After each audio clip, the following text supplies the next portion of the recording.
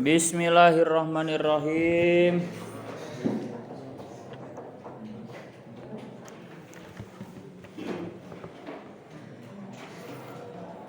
Al-maqalatu adapun nasihat ar-rabi'ata wal ishruna yang ke-24.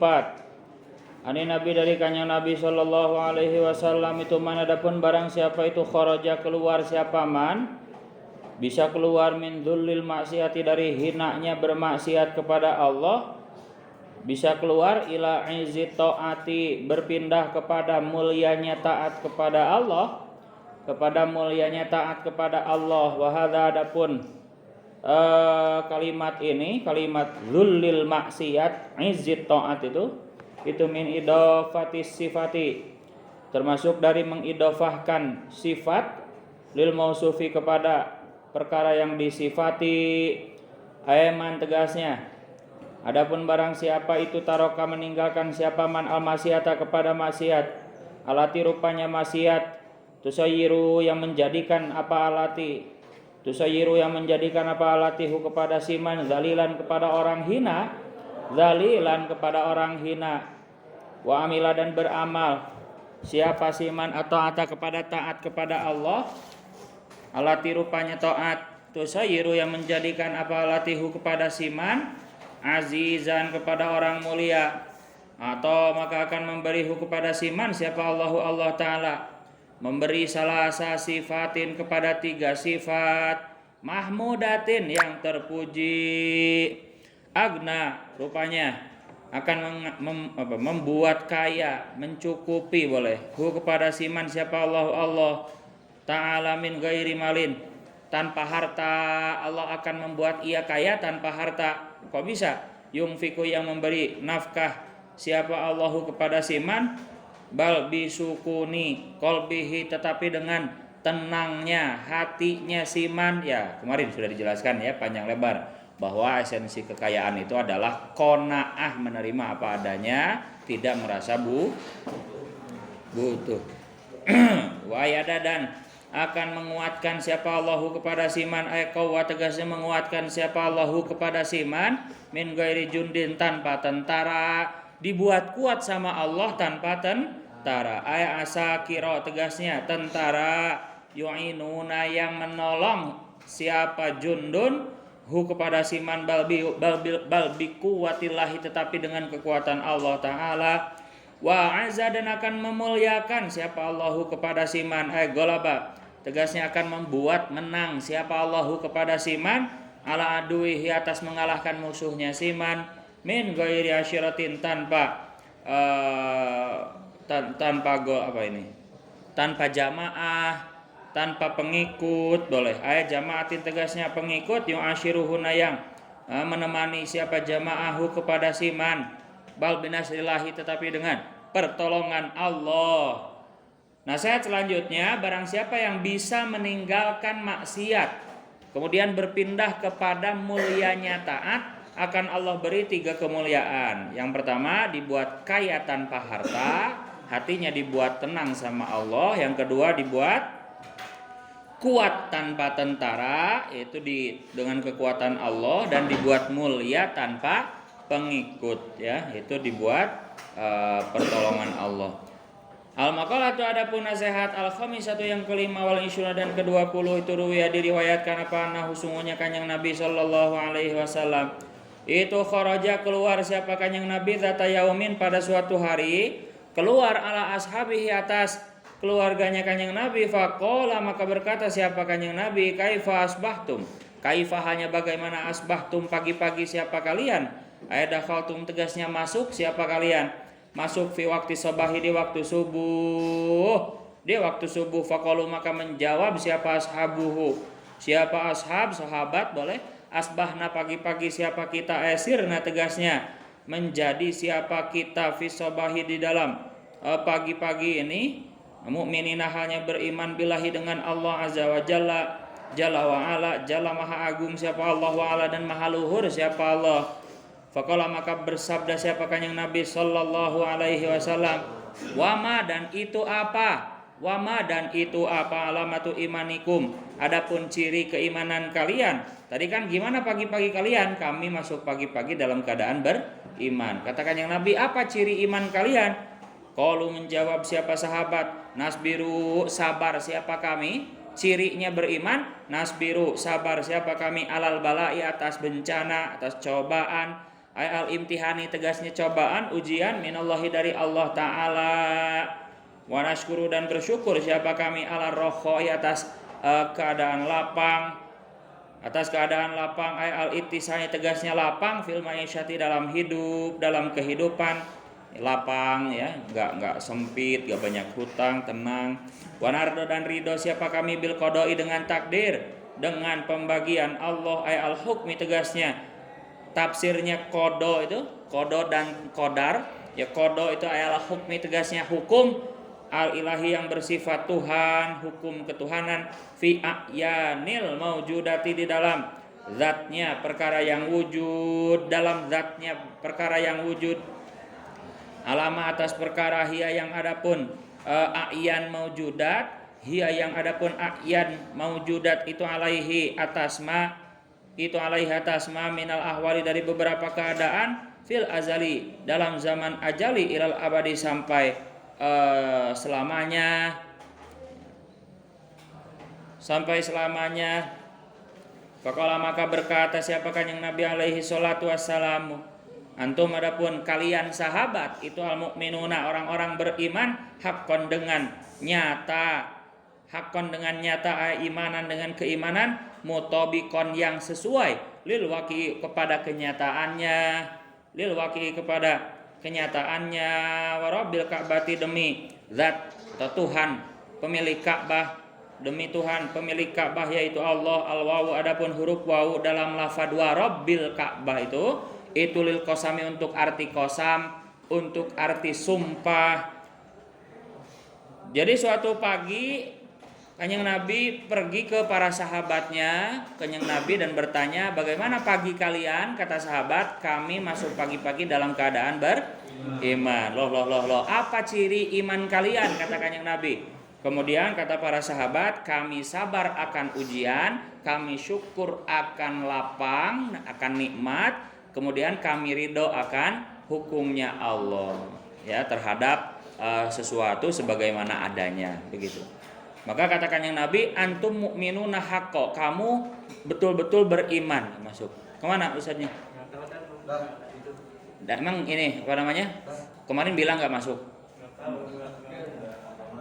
Nanti di ini aja. Nanti kalau ada ya dicek nanti kalau ada balik ke sana aja.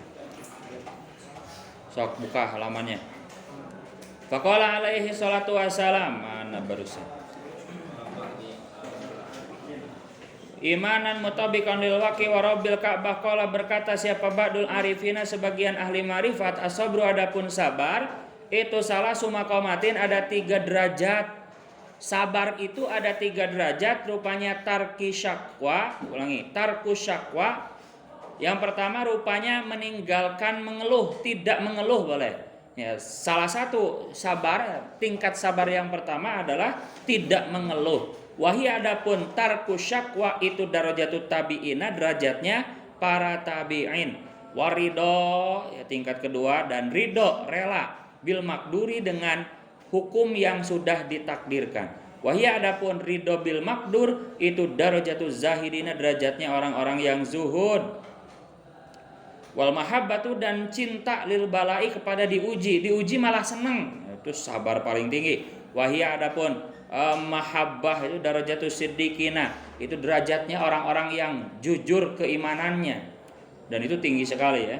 Darajatus siddiqin itu ya setinggi Abu Bakar As-Siddiq ya.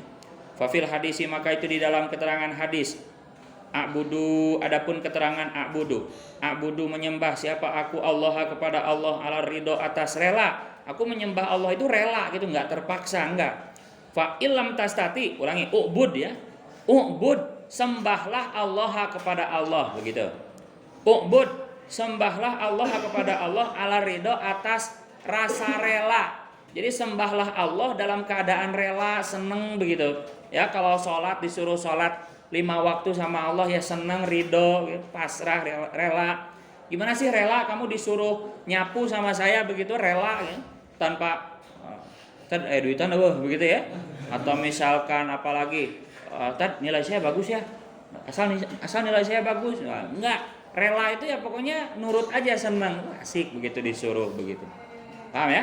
Nah itu ala ridho. Tapi fa'ilam tastati, maka jika tidak mampu siapa kamu, fa fi sobri, maka itu di dalam sabar. Maka ibadahlah dalam sabar. Kalau gak mampu ibadah kepada Allah dalam keadaan rela, maka ibadahlah kepada Allah dalam keadaan sabar. Berarti kalau keadaan sabar itu agak kepaksa dikit begitu. Sabar, paham ya? Tapi kalau rela kan gak kepaksa. Alama atas perkara, sabar atas perkara, takrohu yang benci siapa kamu. Khairun, adapun kebaikan itu kasirun, banyak. Atau boleh jadi mubtada, boleh jadi mubtada dari khobar yang dibuang. Aywalakum khairun kasirun. Aywalakum khairun kasirun boleh. Aywalakum tegasnya itu bagi kalian, khairun adapun kebaikan, kasirun yang banyak. Wal maqalatu adapun nasihat asadi satu yang ke-6 wal isyuruna dan ke-20. Itu auha memberi wahyu siapa Allah Ta'ala ila ba'dil anbiya'i kepada para nabi alaihi salaman. Adapun barang siapa itu lakia bertemu siapa man, ulangi ya betul, man adapun barang siapa kata Allah itu lakia bertemu siapa man nih kepadaku, bisa bertemu dengan Allah bil mauti dengan sebab mati dulu, ya betul harus mati dulu. Wahwa halnya adapun siman itu yuhibbu mencintai siapa mani kepadaku, ayastaku tegasnya mencintai atau rindu siapa man ilayya kepadaku, wayargobu dan mencintai siapa man fima kepada perkara atau ganjaran, kepada ganjaran indi yang ada di sampingku, isinya ma minas sawabi dari ganjaran, adkhaltu maka akan memasukkan siapa aku hu kepada siman jannati kepada surgaku, ma'asabikina beserta orang-orang yang terdahulu. Barang siapa yang bertemu dengan Allah dalam keadaan mencintai Allah, maka akan Allah masukkan kepada surganya Allah beserta orang-orang yang terdahulu. Waman adapun barang siapa sebaliknya itu lakia bertemu siapa mani kepadaku kata Allah bil mauti dengan mati dulu, wal halu sedangkan adapun keadaannya itu huwa adapun siman itu ya khofu takut siapa simani kepadaku, ayah khofu tegasnya takut siapa man azabi kepada siksaku, ajnabtu maka akan menjauhkan siapa aku kepada siman, menjauhkan nari kepada nerakaku. Kalau bertemu dengan Allah dalam keadaan takut, maka akan Allah jauhkan dari nerakanya. Waman adapun barang siapa itu lakia bertemu siapa mani kepadaku, ini logatannya kan mirip ya. Jadi kamu tinggal kode-kodenya aja. Ya, jadi jangan terkecoh dengan saya bacanya cepat ya. Ketika kosakata kamu sudah tahu ya nggak usah dilogat. Cukup kode-kodenya aja mubtada, mim begitu ya. Karena udah dilogat kan tadi yang pertama kan sama ya. Waman adapun barang siapa itu lakia bertemu siapa mani kepadaku bil mauti dengan sebab mati dulu, wahwa halnya adapun siman itu yastahyi malu siapa siman minni kepadaku, ilayya bi antang qabido gambarannya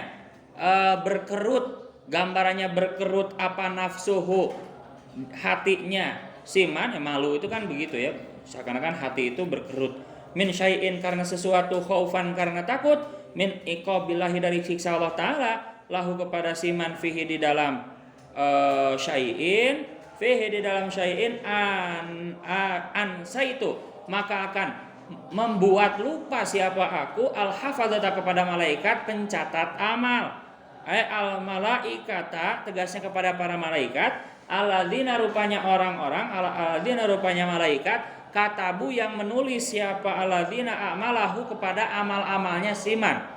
Selanjutnya barang siapa yang bertemu dengan Allah dalam keadaan malu banyak dosa begitu ya, maka Allah akan buat lupa malaikat yang bertugas mencatat amalnya. Paham nggak? Jadi dibuat lupa, poho teka tulis begitu ya, artinya dimaafkan begitu. Salamet teka tulis begitu loh, paham nggak? Contohnya misalkan begini, kamu masuk kereta api tanpa membawa tiket begitu. Kan itu dosa ya, itu kesalahan betul. Kemudian dicek kan sama petugasnya dari mulai gerbong pertama disisir begitu ya. Nah, kamu dibuat lupa, si petugas dibuat lupa, kamu nggak ditanya tiketnya begitu loh. Sehingga selamat, kalau ketahuan pasti diturunkan di stasiun selanjutnya yang terdekat begitu. Nah itu maksudnya. Maka kalau kita mati bertemu dengan Allah dalam keadaan malu, ya, malu bahwa kita banyak dosa, akan Allah buat lupa malaikat yang mencatat amal kalian. Jadi amal-amal jeleknya nggak ketulis sama malaikat karena dibuat lupa sama Allah karena barokahnya malu kita kepada Allah karena banyak dosa. Begitu ya. Fadlan apalagi dunubahu kepada dosa-dosanya siman, fadlan apalagi, ulangi, fadlan halnya menjadi anugerah, fadlan hanya menjadi anugerah minallahi dari Allah Ta'ala alaihi atas siman. Wa maqalatu adapun nasihat sabiatu yang ketujuh wal ishruna dan yang ke-20 itu an Abdullah bin Mas'udin dari Abdullah bin Mas'ud radhiyallahu anhu ada adi laksanakanlah di sastra Pak Kepala Sekolah. Adi, ini bahasa Arab, isim ini fiil amr dari addayu adi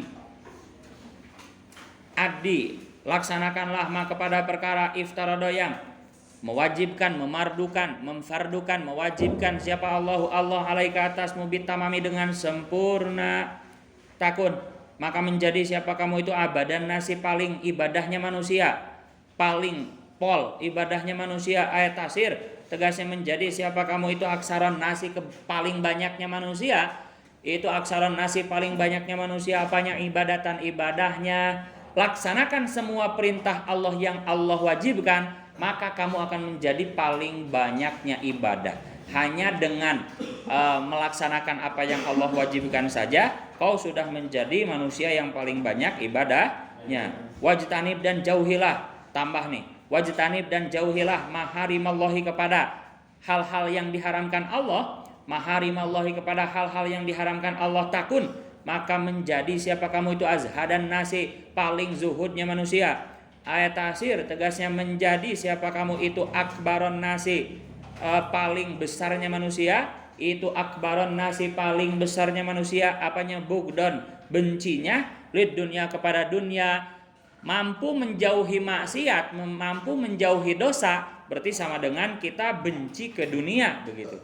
Benci kepada dunia karena dunia itu pangkal dari segala maksiat. Ad-dunya hubbud dunya ra'su kulli khotiatin. Cinta dunia itu adalah pangkal pokok dari setiap maksiat, dari setiap kesalahan. Maka kalau kita bisa menjauhi hal-hal yang diharamkan Allah, maka kita paling zuhudnya manusia. Bugdan benci lid dunia kepada dunia, wa iradon dan berpaling anhad dari dunia. Berpaling itu kabur. Wardo dan relalah, ridoilah bima dengan perkara rizki boleh qasama yang telah membagi siapa Allah laka kepadamu minar rizki nyatanya dari rizki takun, maka menjadi siapa kamu itu agenan nasib paling kayanya manusia. Ayat tasir tegasnya menjadi siapa kamu itu aksaron nasi paling banyaknya manusia apanya malan hartanya, ridhoi apa yang sudah Allah peruntukkan bagi untukmu, kau akan menjadi orang yang paling kaya. Ya kemarin, karena kekayaan itu tidak diukur dengan harta benda. Kemarin saya perbandingkan ya, orang yang kelihatannya punya Lamborghini, outfitnya miliaran bahkan ratusan juta misalkan, hanya baju saja dari ujung kepala ke ujung kaki itu ratusan juta, kelihatannya keren begitu ya. Sama-sama masuk ke mall misalkan, tapi yang satu motor Beat, masih ingat ya? Yang satu motor Beat tapi nggak punya hutang, merasa cukup ya. Tanpa disadari ternyata yang kelihatannya pakai Lamborghini itu teleponan terus ditagih hutang sama bosnya sampai hutangnya miliaran begitu ya. Ya, kekayaannya kemarin saya contohkan 3 miliar, hutangnya 5 miliar, berarti minus berapa? 2 miliar. Sedangkan yang punya Beat itu nggak punya utang, merasa cukup, itu lebih kaya mana? Ya Beat gak punya utang ya. Sedangkan ini kan Lamborghini kekayaannya 3 miliar, ai hutangnya 5 miliar, kan berarti minus, gak punya kekayaan. Betul ya? Dia bangkrut, malah punya hutang 2 miliar. Lebih kaya yang punya motor Beat. Jadi tidak diukur dengan fisik begitu. Kita nggak tahu di belakangnya, mungkin dia banyak hutang, nggak tenang, atau bahkan pengen nambah lagi, merasa butuh, ya itu dia miskin berarti. Paham ya?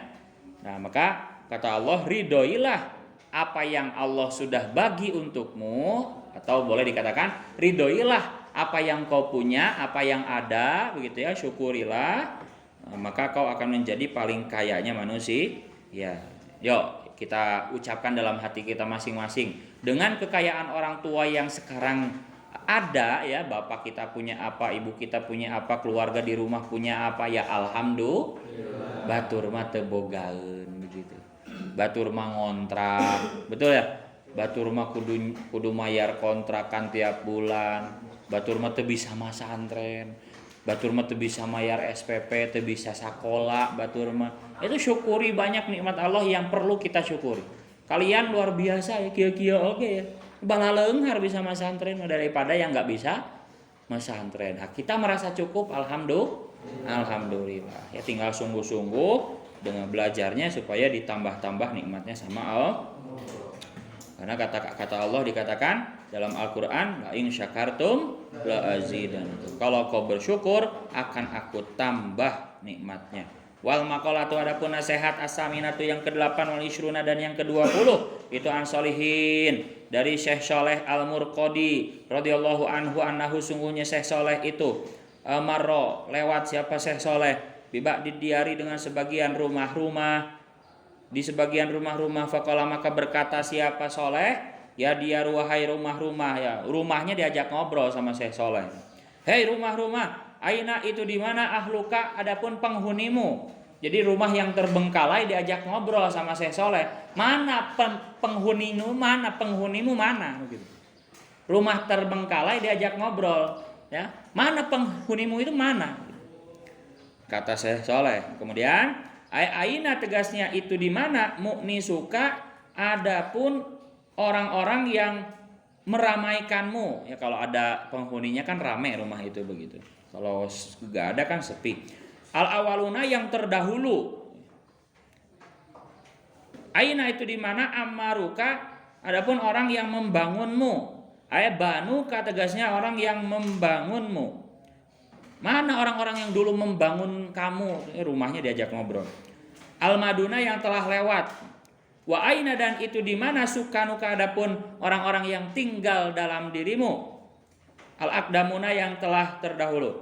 Fahatifa maka muncul suara tanpa rupa. Muncul suara tanpa rupa, tiba-tiba ada suara tapi nggak ada rupanya. Bihi dengan Syekh Saleh, apa hati pun, ya suara tanpa rupa.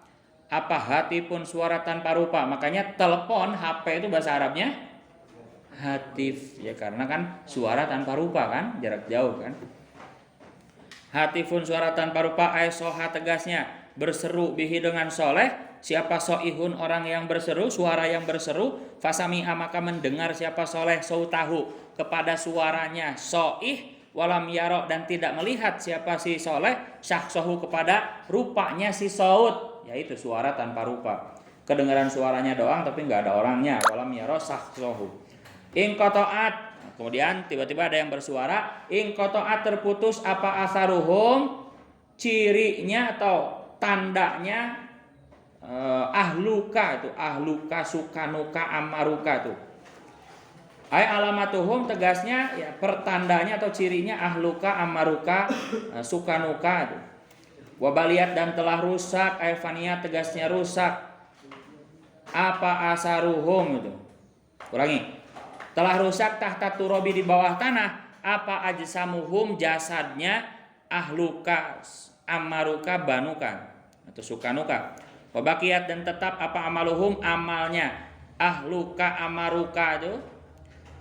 Kola idah hanya menjadi kalung, atwakon tegasnya kalung, fi anakihim di lehernya ahluka, amaruka, sukanuka.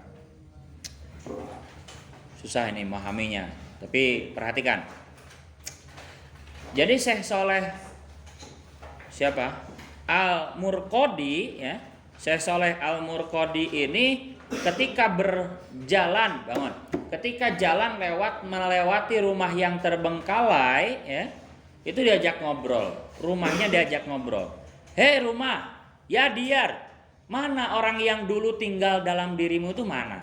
Yang membangun kamu itu mana sekarang? Ya, yang bertempat tinggal di kamu itu sekarang mana? Yang meramaikan dirimu itu mana? Kamu sepi sekarang, kosong, tidak terurus, terbengkalai. Ya, paham gak maksudnya? Rumah kita yang sedang kita miliki sekarang itu sudah berganti berapa pemilik dari sejak awal.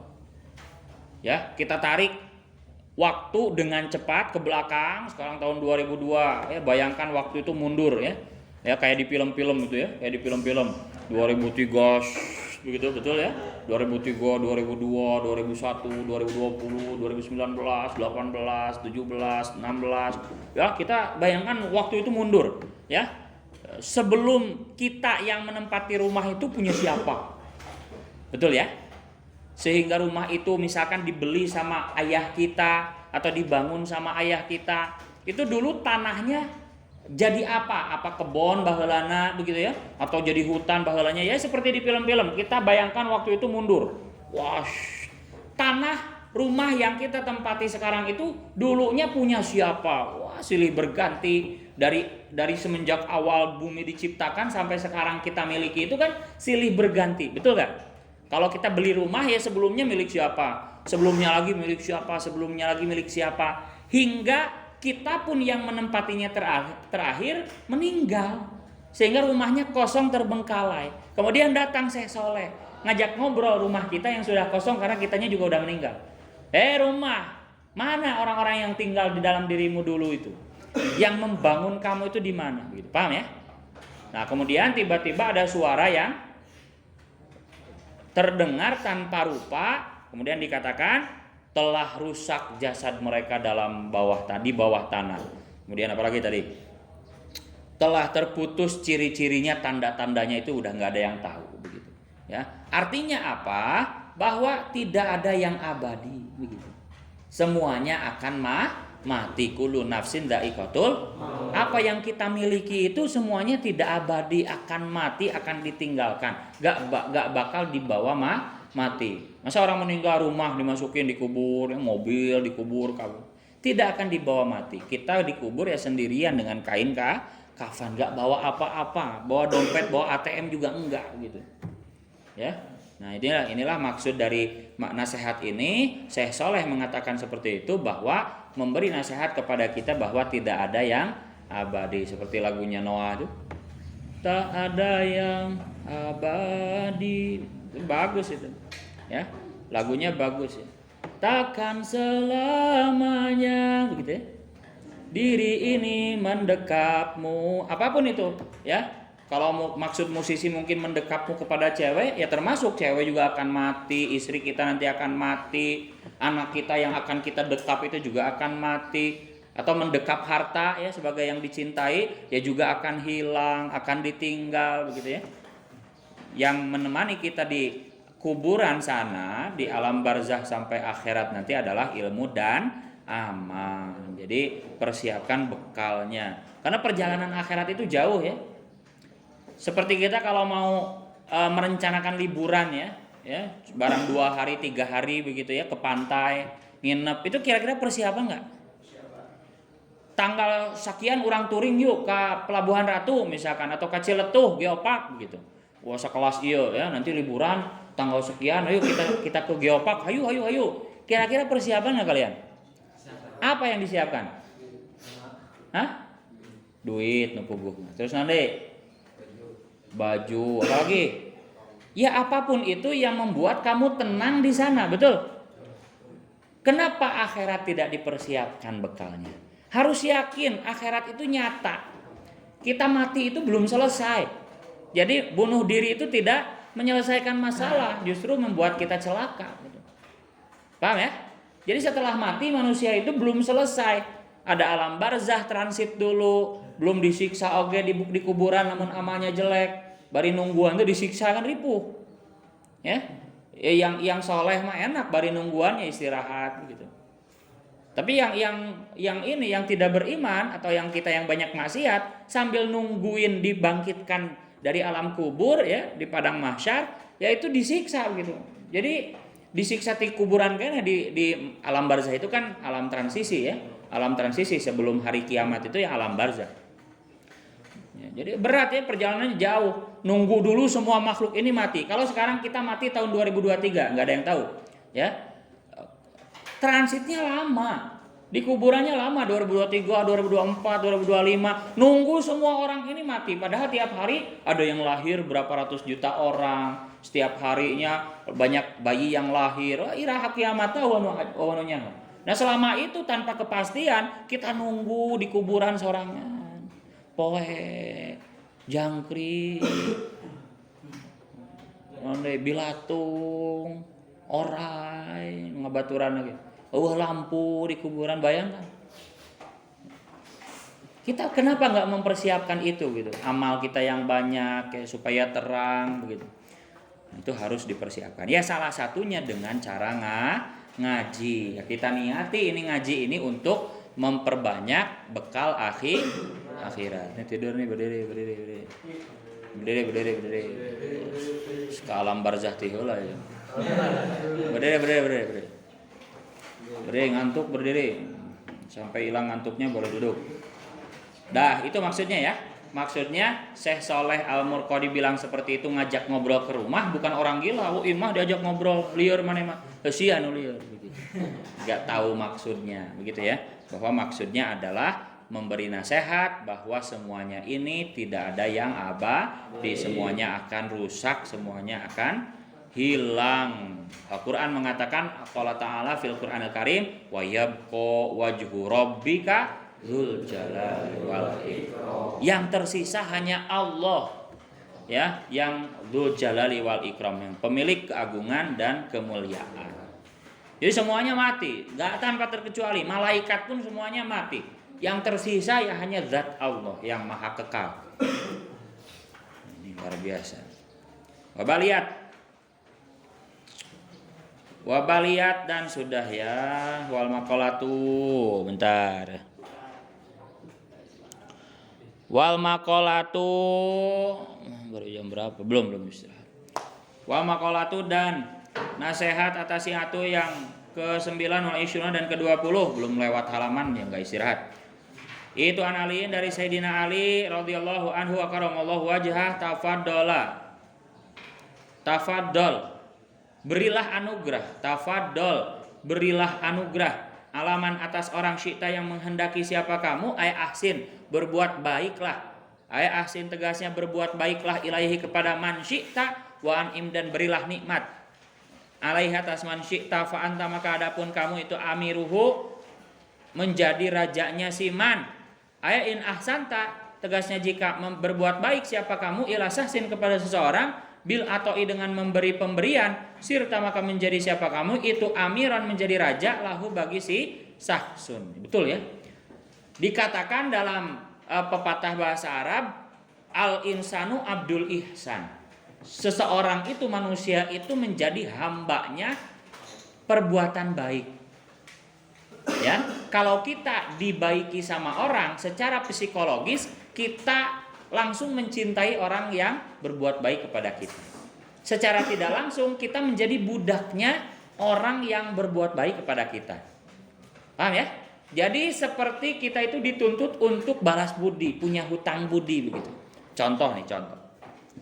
Misalkan ada si A ya, seseorang yang hidupnya kepepet, banyak hutang, mau cerai, anaknya pada nakal begitu ya. Wah udah repot lah, dia juga udah frustasi dengan hidupnya. Kemudian datang si B menolongnya, hutangnya ia lunasi.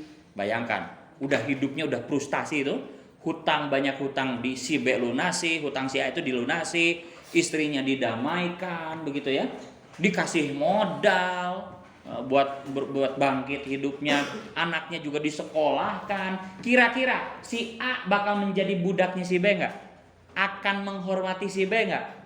Nah itu maksudnya, berbuat baiklah kepada siapapun maka kau akan menjadi rajanya. Karena secara psikologis orang itu akan menghormati orang yang berbuat baik kepadanya. Paham ya? Jadi tebarlah kebaikan, kamu akan menjadi raja.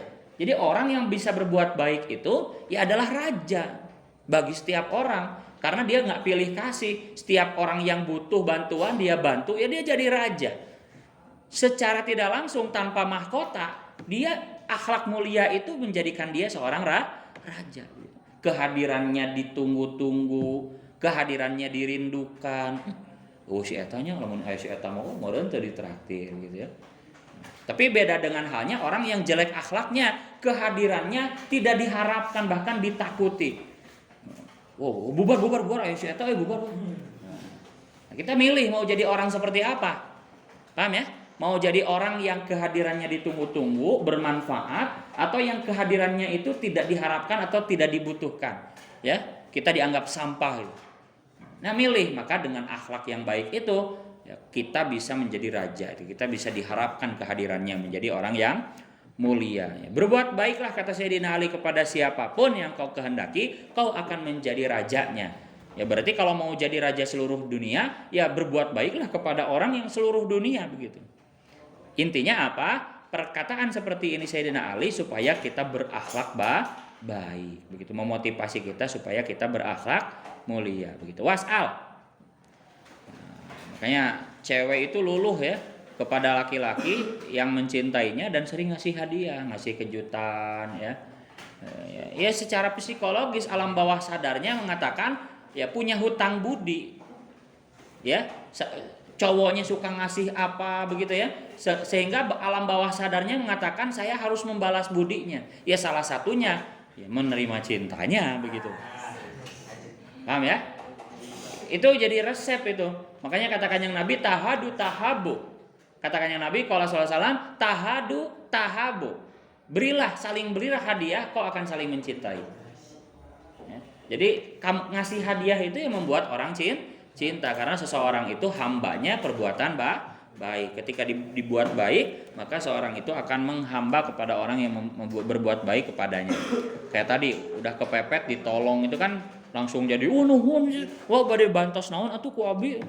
Keun we abi mah janten ngantur naon gitu. Pokoknya udah langsung jadi budaknya kan begitu. Was'al dan jadikanlah man kepada orang syi'ta yang menghendaki siapa kamu.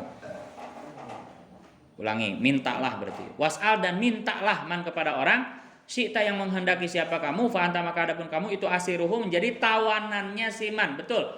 Sok menta kasaha wae anu kamu kehendaki begitu ya. Kau akan menjadi tawanannya, menjadi budaknya. Sebaliknya, kalau minta-minta, ketika orang itu ngasih ke kita, kita jadi budaknya. Ya, alam bawah sadar kita mengatakan saya punya hutang budi kepada dia begitu. Jadi sehingga jadi tawanannya, maka jangan meminta-minta. Kalau hidupnya pengen bebas jangan minta-minta. Kalau minta-minta nantinya jadi punya hutang budi dan itu membuat hidup kita sempit. Was'al dan mintalah annasa kepada manusia, maka kepada perkara tahtaju yang butuh siapa kamu kepada minal mali dari harta wal ilmi dan ilmu fa inni tahjita. Jika butuh siapa kamu ila sahsin kepada seorang fi dzalika dalam semua itu mal dan ilmi sirta maka menjadi siapa kamu itu abdan menjadi budak lahu bagi si sahsin. Betul. Li'anna nufusa karena sungguhnya hati itu jubilat dibuat karakter. Itu jubilat dibuat karakter apa nufus bihubbiman dengan mencintai orang ahsana yang berbuat baik siapa man ilaiha kepada nufus. Memang hati itu di setelan pabriknya memang mencintai orang yang berbuat baik kepadanya. Betul ya? Kamu lebih mencintai orang yang berbuat baik kepadamu atau yang jahat kepadamu? Yang baik. Memang hati disetel oleh Allah mencintai orang yang berbuat baik kepadanya begitu, kepada kita. Maka kalau ada orang yang berbuat baik kepada kita, ya kita menjadi budaknya. Secara tidak langsung kita menjadi budaknya karena kita merasa punya hutang budi, gitu. Hutang jasa. Gitu. Makanya hati-hati ya. Dalam fikih itu dibahas ketika ada orang misalkan mau neraktir haji, nggak tanggung-tanggung neraktir haji, ya. Kamu mau haji, mau jelas ya. Saya ongkosin. Nah itu hati-hati itu. Dalam fikih dijelaskan itu jangan serta-merta langsung diterima. Harus dipikirkan dulu matang-matang. Potensi dia menyombongkan pemberiannya, potensi kita menjadi budaknya itu harus dipertimbangkan. Kira-kira kalau kita terima ada orang yang mau mentraktir kita berangkat haji misalkan ya, kamu mau haji, mau saya ongkosin. Nah kalau kita diterima itu kira-kira nanti potensi dia ngungkit-ngungkitnya, oh sia dihajikan ku aing begitu ya, lamun teu ku aing masih dihajikan sia bakal jadi naon. Nah potensi dia ngungkit-ngungkitnya itu besar apa tidak, itu harus dipikirkan. Kalau potensinya besar jangan diterima ya, jangan diterima. Fikih itu udah menjelaskan dalam kitab-kitab fikih, Ihya Ulumuddin juga menjelaskan kalau potensi dia akan mengungkit-ungkit, memperalat kita menjadi budaknya, jangan diterima. Tapi kalau dia memang bicara seperti itu, saya ongkosinnya tulus, orangnya soleh, betul-betul tidak akan diungkit-ungkit lillahi ta'ala, baru boleh diterima. Paham ya? Kemudian dalam ilmu fikih juga dijelaskan begini, sholat itu kan harus nutup aurat ya, betul? Dalam kitab fikih di Fathul Qorib, di Fathul Mu'in dijelaskan, ketika kita dihadapkan suatu kondisi nggak punya pakaian, telanjang, ya, maka apakah kita sholat lebih baik sholat telanjang, apa lebih baik minjem baju ke orang? Ayo kita jawaban acak tanpa ilmu dulu. Minjem. Tapi fikih mengatakan lebih baik telanjang daripada minjem ke orang, karena takut potensinya minjem ke orang itu diungkit-ungkit. Paham ya? Diungkit-ungkit, wah siapa dah diberi baju ke orang begitu. Itu potensi sekecil itu, fikih lebih baik memilih sholat telanjang daripada minjem baju. Itu luar biasa. Cek di kitab fikih. Ya, tanyain ke ustaz manapun ya, Fathul Qorib, Fathul Mu'in mengatakan demikian. Ya. Jadi kita menerima pemberian itu harus dipikirkan betul-betul. Makanya di Lirboyo itu, ya, guru-guru saya di Jawa Timur itu di Lirboyo, ketika musim pilkada nih sekarang 2024 mau pemilihan lagi presiden, tentu banyak pejabat calon-calon yang merapat ke pesantren-pesantren dengan tujuan ya ingin mendapat dukungan suara santri-santrinya, sehingga tidak sedikit dari mereka yang memberi hadiah ya, ya sogok lah begitu ya, memberi hadiah, judulnya ngasih sodakoh kepada kiainya. Tapi tujuannya pasti terselip ingin mendapat suara santri-santrinya, betul gak? Nah, oleh guru-guru saya di Lirboyo, kalau ada dapat uang seperti itu diterima, tapi tidak dibuat untuk pengembangan pondok. Artinya apa? Yang berhubungan dengan ilmu santri langsung. Apalagi dibuat makanan santri, tidak. Uang tersebut itu dipakai fasilitas yang dihinakan. Misalkan dibetulin jalan yang diinjek begitu loh. Atau dibikin WC, nu ditayan, nu dipodolan begitu. Tidak dibuat misalkan bikin kelas. Itu kan kelas berhubungan dengan ilmu kan? Itu saking wirainya guru-guru Lirboyo luar biasa. Kiai-kiai Lirboyo.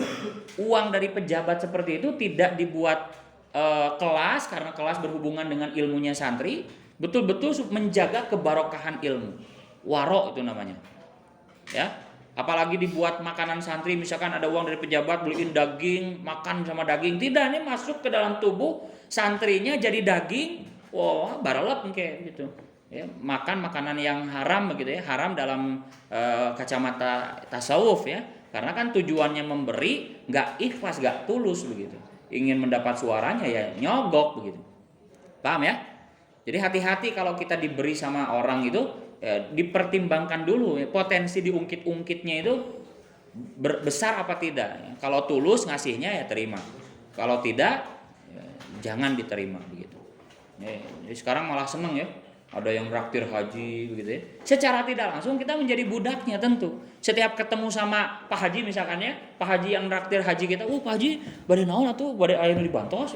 Riweuh. Mending merdeka. Kan agama juga mengatakan mastatotum ya. Agama mengatakan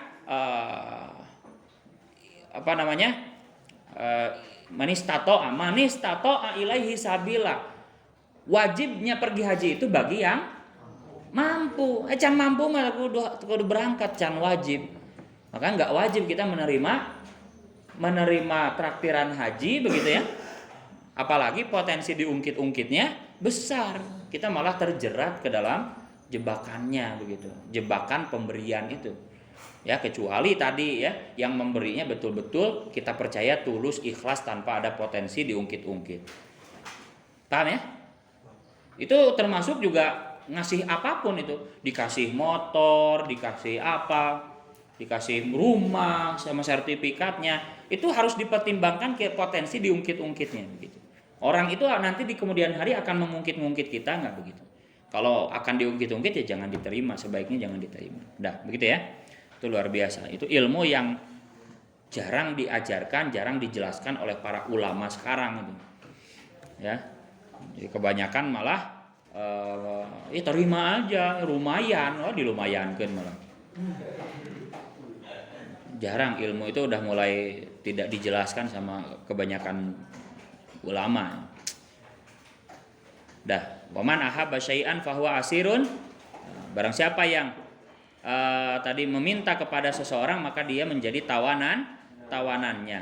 Selanjutnya waman adapun barang siapa itu ahabba mencintai siapa man syai'an kepada sesuatu, fahuwa maka adapun siman itu asirun menjadi tawanan, menjadi budak lahu bagi syai'an. Sudah saya jelaskan ini ya. Barang siapa yang mencintai sesuatu, maka sama dengan dia menjadi budaknya. Mencintai wanita, ya kita jadi budak wanita, jadi bucin ya. Ya, jadi harus nurut ke wanita gitu ya, karena kita mencintai wanita. Cek awewena, jemput neng ya di sini ya. Oh siap, padahal keriweuh gitu ya. Mau jadi meninggalkan pekerjaan, jadi budaknya kan, betul gak? Ya, mencintai sesuatu kita menjadi budaknya. Mencintai berlebihan motor ya, motor baru ya kita jadi budak motor, kudu bersih, tiap hari diseso, tiap hari dicuci motornya, dielap nage tong aya nu ngagores. Wah, kita jadi budaknya motor, ya. Jadi secara tidak langsung kita mencintai sesuatu berarti kita menjadi budak.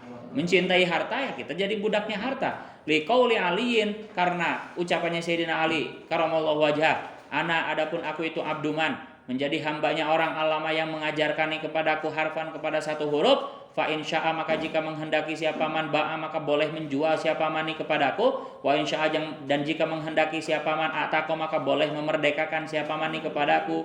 Wastagni dan tidak merasa butuhlah. Tong ngerasa butuh boleh. Aman kepada orang syita yang menghendaki siapa kamu. Fa innaka maka sungguhnya kamu itu nadhiruhu selepel dengan siman.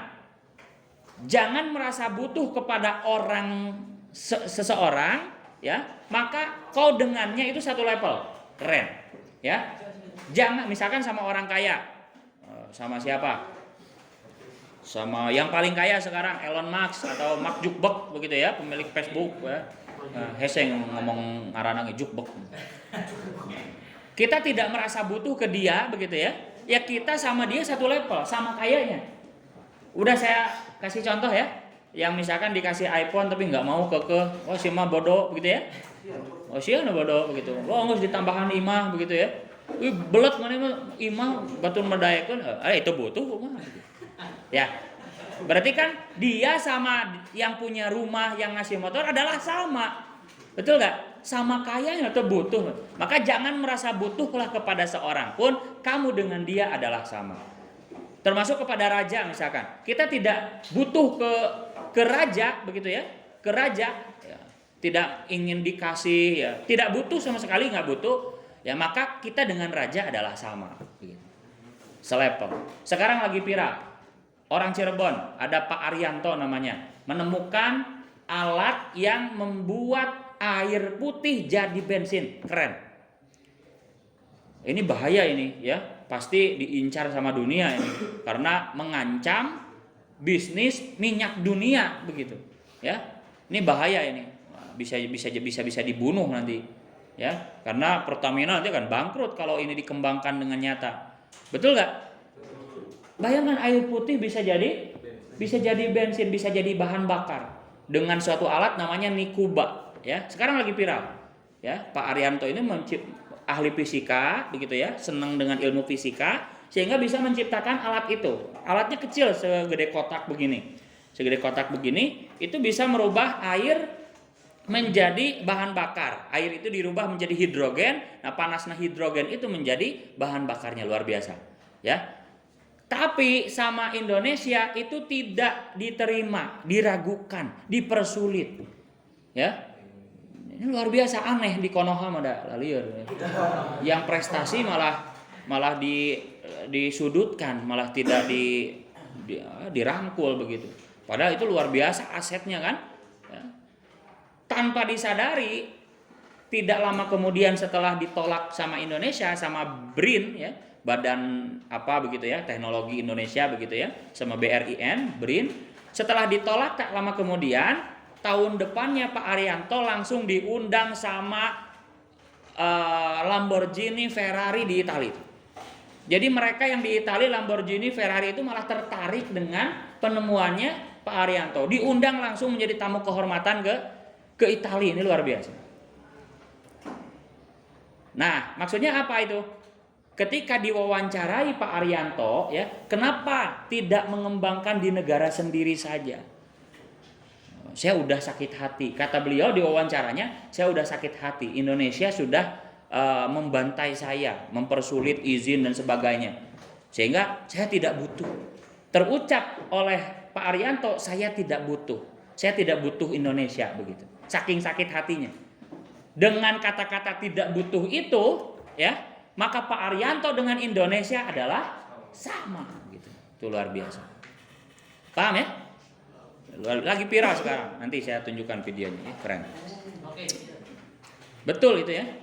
Malah pangdamnya Kodam Cirebon, pangdam ya, tentara Cirebon, itu panglimanya malah mesen ke Pak Arianto. Jadi mesen, jadi apa istilahnya, motor-motor tentaranya di Cirebon di sekitar rumah Pak Arianto itu udah pakai alat nikuba itu.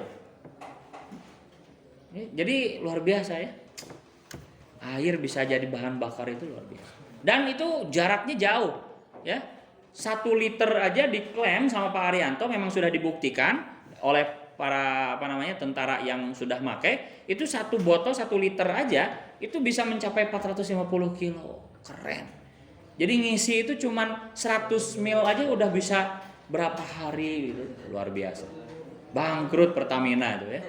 Kalau betul dikembangkan itu bangkrut gitu. Luar biasa. Pak Arianto keren. Jadi kalau senang fisika, kamu yang jurusan IPA ya sampai seahli itu, jangan tanggung-tanggung begitu. Ya. Tong surasare, sekolah di Alitihad, ngalamun, hardolin, ya. Ngobrol gibah 2 jam 3 jam. Ya. Beresna begitu ya. Belajar yang sungguh-sungguh sama kabotak sugan begitu. Sampai jadi ahli baru berharga ya. Jadi nggak rugi kamu bayar 700 sebulan itu, tapi bisa menciptakan air jadi bahan bakar itu terbayar begitu ya. Sekarang Pak Arianto itu membandrol satu alat nikubanya itu seharga sekian puluh juta begitu loh. Kalau mau mengklaim penemuannya itu ditawari hak ciptanya itu 15 miliar. Keren, luar biasa. Pinter, bayangkan tuh air jadi bahan bakar motor, mobil. Keren ya, luar biasa pencapaian. Faman taroka, dikit lagi. Iktafi tegasnya merasa cukuplah bima dengan perkara indaka yang ada di sampingmu mina rizki dari rizki. Ya, merasa cukuplah dengan rizki yang apa kita punya. Wala taftakir, dan jangan merasa butuh siapa kamu fil mali dalam urusan harta lisahsin kepada seseorang pun goniyin yang kaya kasiril mali yang banyak hartanya. Jangan butuh sedikit pun kepada orang kaya ya. Kita nggak punya uang ya teleg gue. Dahar jeung uyah gue. Maka kamu dengan raja yang orang kaya itu adalah sama. Paham ya? Najan nu beungharna misalkan karunya ka maneh ya atuh ya. Keur meuli padang teu butuh. Ya. Cukup we jeung uyah jeung kecap. Ih meuni karunya, ih meuli. Moal. Cukup we jeung uyah jeung sanggup. Ih meuni waas nih, watir gitu. Ih meuli keur maneh ya duit 1 juta ya. Bawa. Teu butuh. Wah, sia munafik. Jujur moal, sok we lebok maneh. Maka kamu dengan orang kaya itu adalah sama. Betul ya? Luar biasa. Jadi esensi dari kekayaan itu bukan harta yang kita punya, tapi hati kita yang tidak merasa butuh. Fa ilam taftakir, maka jika tidak butuh siapa kamu ilaihi kepada si sahsin goniyin kasiril mal itu, kepada orang kaya itu, sirta maka menjadi siapa kamu itu goniyan orang kaya mislahu yang menyamai si goniyan itu. Selama kita tidak butuh kepada orang kaya tersebut, maka kau dengan dia adalah sama. Keren. Jadi pengen jadi orang kaya, jangan butuh. Detik ini pun kamu statusnya orang tong butuh. Nah, maka saya kasih HP ke mana? Nah, orang kaya. Oh, ka dia atuh tah doa miskin. Urang ngelieur teu boga HP. Jadi kaduhung. Nah geuning hayang. Berarti saya juga miskin, betul gak?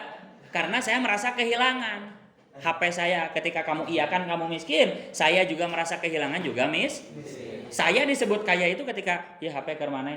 Oh iya mang, oh atuh kan nuhun gitu ya. Dia orang miskin, tapi saya merasa tidak butuh kan HP lah kan. Saya nggak butuh HP. Berarti saya orang kaya. Paham ya?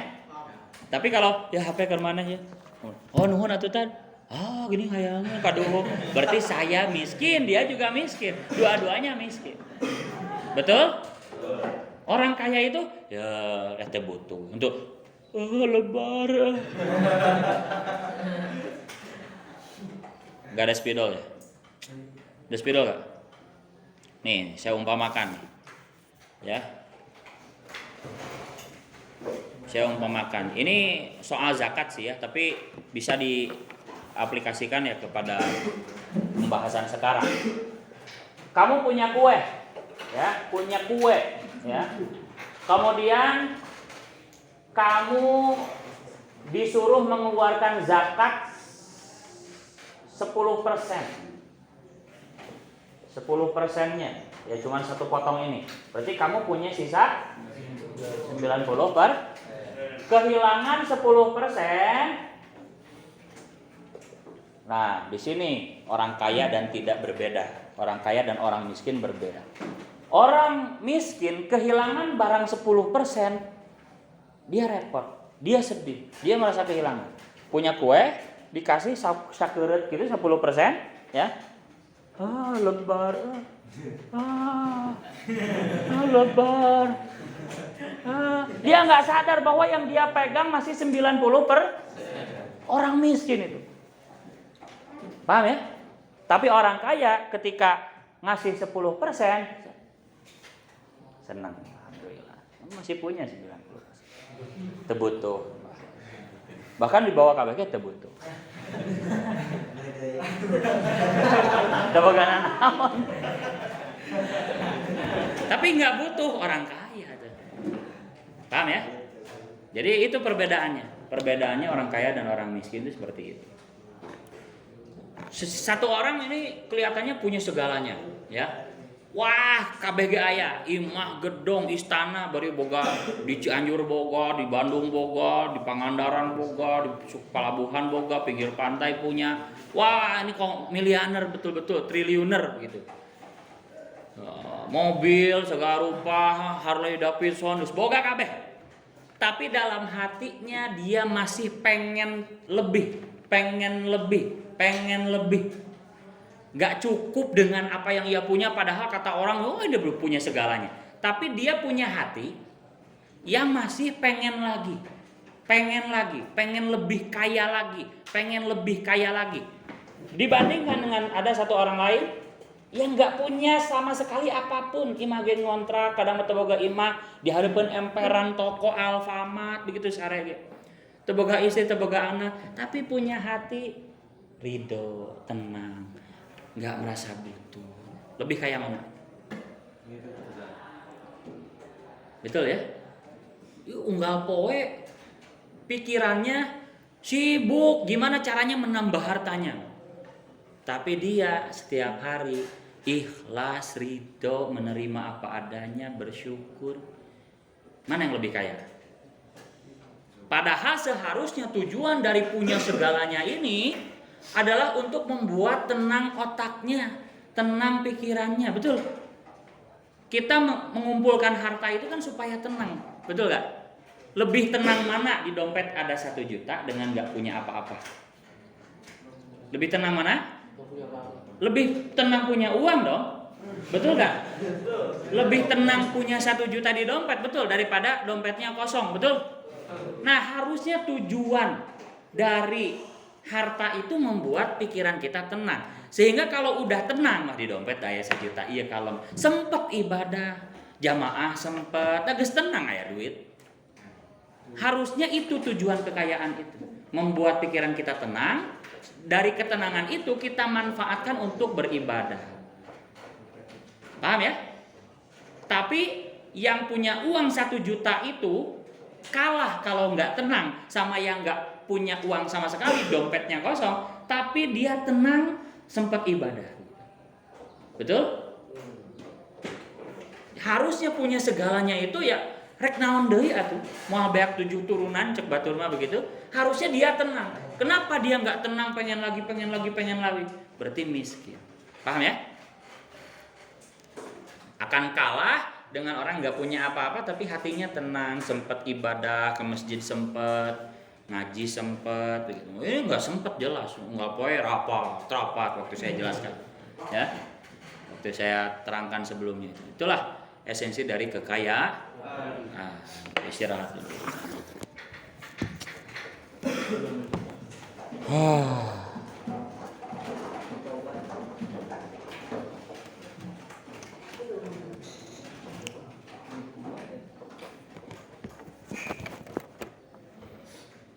Sambil absen.